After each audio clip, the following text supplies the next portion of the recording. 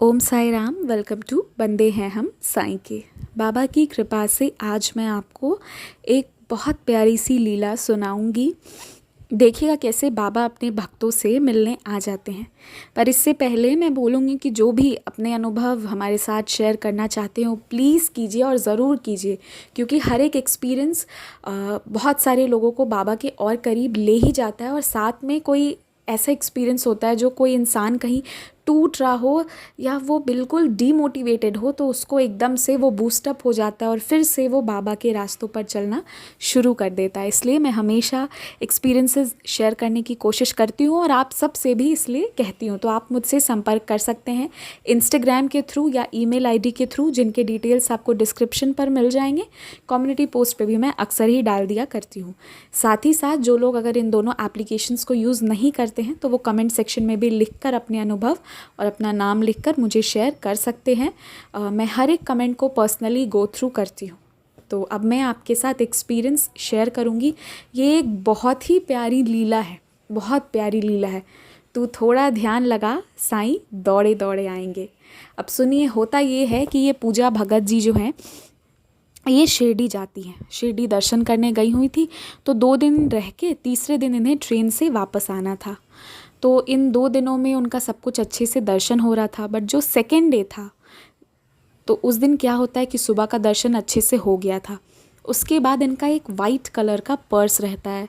अब होता क्या है कि उस वाइट कलर के पर्स में इनका के कुछ पैसे तो होते ही हैं, बट पैसे से भी ज़रूरी इनकी आईडी प्रूफ्स होती है।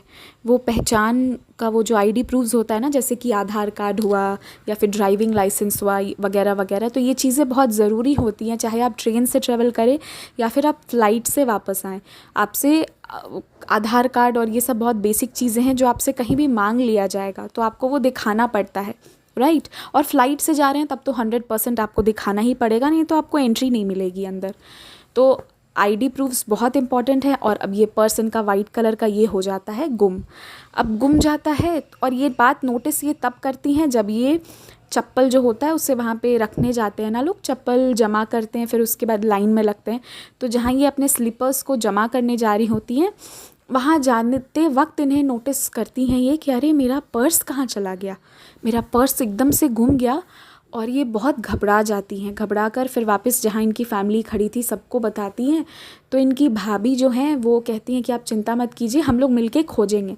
पर अभी इनकी हालत ऐसी हो चुकी थी कि ये रोना शुरू कर दी। पैसे थे बट इनके मैसेज से मुझे लग रहा था, ऑब्वियस बात है, पैसों से ज़्यादा इन्हें चिंता इनके आईडी प्रूफ की थी। भाई हम कहीं बाहर गए हैं और हमारा आधार कार्ड गुम हो जाए तो क्या हालत हो। लेकिन वही बात है, हम बाबा के पास हैं, हम सुरक्षित हैं, कुछ हो ही नहीं सकता है, कोई बुरा कोई बिगाड़ ही नहीं सकता है। तो उसके बाद ये बहुत रोने लगी। रोते रोते ये अपना पर्स सारी जगह ढूंढने लगी, आसपास जितने लोग थे सबसे पूछने लगी। तो सब यही कहने लगे कि आप चिंता मत कीजिए। कुछ लोगों ने ये भी सलाह दिया कि आप अनाउंसमेंट करवाइए, आपका पर्स मिल जाएगा। और साथ ही साथ बहुत सारे लोग बोले कि आप चिंता मत कीजिए, बाबा ज़रूर मिलवा देंगे। इस वक्त आरती का टाइम होने जा रहा है, माध्याह्न आरती का अनाउंसमेंट हो गया है, आप बाबा से आरती में कहिए, बाबा आपको दिला देंगे। और ये बहुत रोए जा रही हैं, रोए जा रही है, रो रो के बार बार इधर उधर इधर उधर पर्स खोज रही हैं। तो इन्होंने फिर ये था कि ये क्या होता है कि ये फिर इन्हें कोई सजेस्ट करता है, तो ये 2 नंबर गेट पर अनाउंसमेंट के लिए रिक्वेस्ट करने जा चुकी थी। तो वही होता है कि वहाँ पे वो कहते हैं कि आप चिंता मत कीजिए, हम आपका अनाउंसमेंट कर देंगे। बट वही है कि अभी माध्याह्न आरती का अनाउंसमेंट हो गया है, तो अब आरती के बाद ही हम आपके पर्स के लिए अनाउंस कर सकते हैं, तब तक आप रुक जाइए। और इनसे आसपास के सभी लोग कह रहे हैं और ये रोई जा रही हैं। और अभी इस तरीके से रो रही हैं कि सबको आसपास अवेयर हो गए थे कि इस बच्ची के साथ कुछ गलत हुआ है। तो हर कोई इनको सांत्वना दे रहा है, समझा रहा है कि बाबा है, कुछ नहीं होगा, तुम बाबा से आरती में ध्यान लगाओ, बाबा से कहो, बाबा पर्स दिलाएंगे, ठीक है। और एक साईं भक्त यही कह सकता है। और एक साईं भक्त होने के नाते आप लोगों को भी ये चीज़ पता होगा कि चाहे कोई हमारा कुछ भी करके चला जाए, हमारे गले से सोना चांदी लेके चला जाए, या फिर वो हमारे जान लेने को आ रहा हो, हम फिर भी कहेंगे बाबा से कहो कुछ नहीं बिगड़ेगा, हमारे साथ तो बाबा हैं, बाबा बैठे तो हैं, है ना, यही हम कहते हैं। तो उनको भी लोग इस तरीके से समझा रहे थे, पर इनका क्या है कि ये एकदम टूट गई थी, एकदम रो रही थी। मतलब टूट नहीं गई थी, ये था कि इनका आईडी कार्ड गुम हो गया था और कभी कभी इंसान की स्थिति ऐसी हो जाती है ना कि वो एकदम से बहुत रोने लगी। तो उसी वक्त एक छोटी सी बच्ची आती है और वो इनसे कहती है कि दीदी आप क्यों रो रहे हो। तो वो अब बताई कि देखो बच्चा, मेरा पर्स ऐसे ऐसे गुम हो गया है।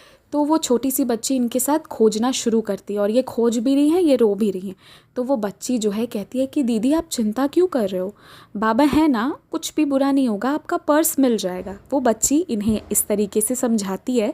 तो अभी जितने भी लोग इन्हें समझा रहे थे वो तो चलो ठीक है, बट इस बच्ची के समझाने के बाद इन्हें अचानक से बहुत मतलब ये एकदम इनके अंदर वो भक्ति भाव फिर से और जागृत हो जाता है। इन्हें विश्वास, हिम्मत मिल जाता है। इन्हें लगता है कि नहीं, अब ज़रूर मिलेगा, क्योंकि एक छोटी सी बच्ची को इतना विश्वास है कि अरे बाबा बैठे तो हैं, वो दिलवा देंगे पर्स।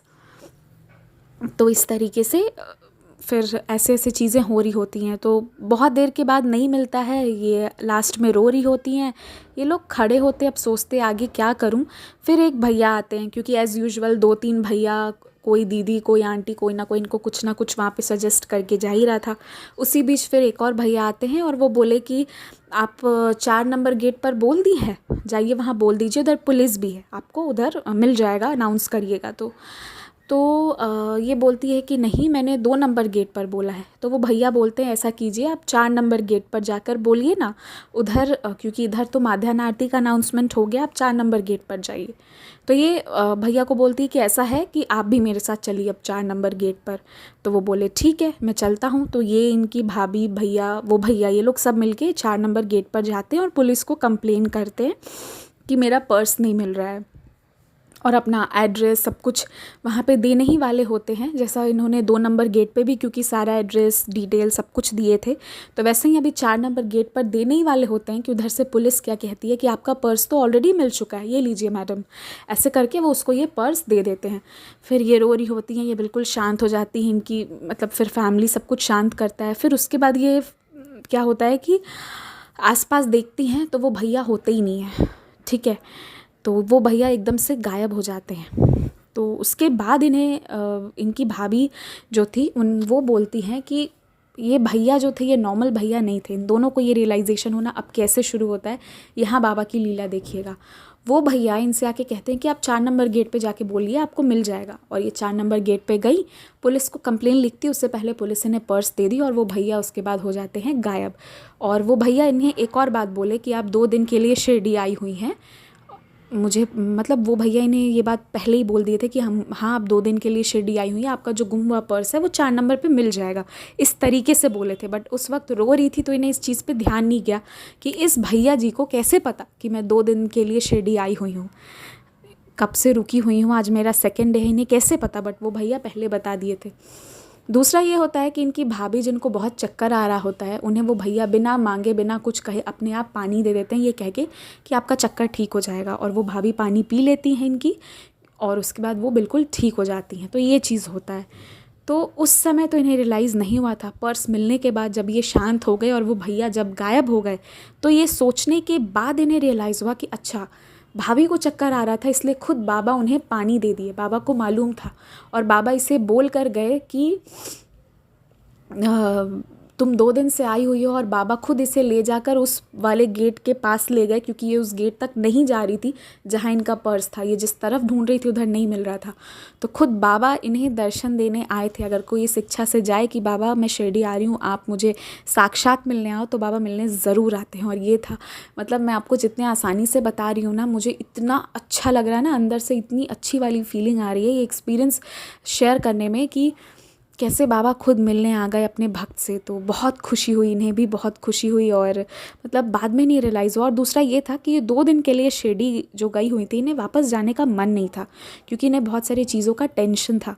बट जो ये लीला हुई, जो ऐसे इनका पर्स मिला, और पर्स तो चलिए मिला, आईडी प्रूफ्स, पैसे जो भी थे सब मिले, बट वो जो बाबा दर्शन देके इन्हें चले गए ना, तो इन्हें ये लगा कि बाबा का ये एश्योरेंस है कि तुम निश्चिंत होके जाओ, कोई दिक्कत नहीं है, घर जाने के बाद आगे आने वाले कोई प्रॉब्लम्स नहीं आएंगे।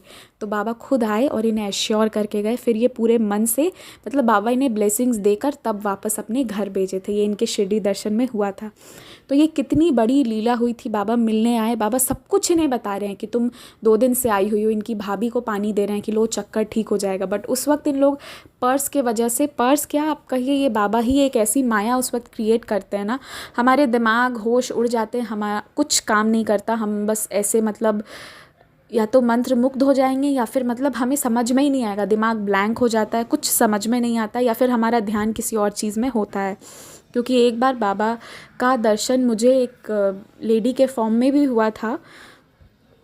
मैं उन्हें खाना देकर जैसे टर्न हुई और फिर जैसे इधर से टर्न हुई तो वो जो वहाँ बैठी हुई थी वो गायब हो चुकी थी। मतलब वो एक लंबा सा एक्सपीरियंस है, ये सब चीज़ें हुई हैं मेरे साथ। बट जब वो ले रही थी और मतलब वो जो भी सारा सीन हुआ था ना, उस समय रियलाइज़ नहीं होता है, बाद में रियलाइजेशन होता है, जब होता है कार पे बैठने के बाद और पूरा आगे जाने के बाद मैं भी रियलाइज़ की थी। तो वही है कि जब बाबा दर्शन देने आते हैं तो मैं उसको वर्ड्स में यहाँ डिस्क्राइब नहीं कर सकती। जिनके दर्शन हुए हैं वो समझ जाएंगे, और जिनको नहीं हुए हैं तो या तो आप समझ नहीं पाए या फिर बाबा आपके पास ज़रूर आएंगे, इतना ही मुझे पता। और जब बाबा आते हैं ना, इतनी खूबसूरती से आते हैं और आपको वो इतना मार्मिक और इतना ममता भरा वो उनका रहम नज़र होता है, इतना प्यार और इतना मतलब आशीर्वाद के साथ वो आपको देखते हैं ना कि मतलब क्या बोलूँ। बाद में ऐसा लगता है कि काश वो पल कभी ख़त्म ही ना हुआ होता जब मैं और मेरे साईं थे। तो यही बात है, ये बहुत प्यारा एक्सपीरियंस था।